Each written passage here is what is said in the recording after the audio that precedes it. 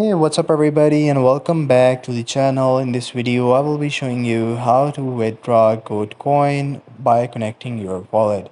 So number one thing is you need to connect your wallet with the code application. So just tap on connect wallet option and you will see this interface. Here you will see plenty of wallets, just like the one where your tone is actually at. For me, it's in the wallet on Telegram.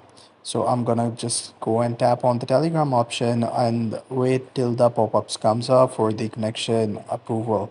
So here you can see that for the connection approval, Gold wants to connect to the tone space, and this is the address of my wallet. So I'm just gonna tap on it, and you will see that the wallet has now been connected.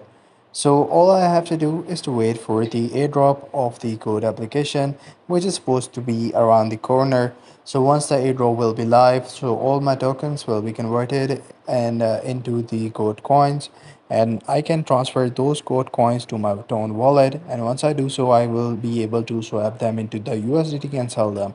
So that's how you can withdraw it.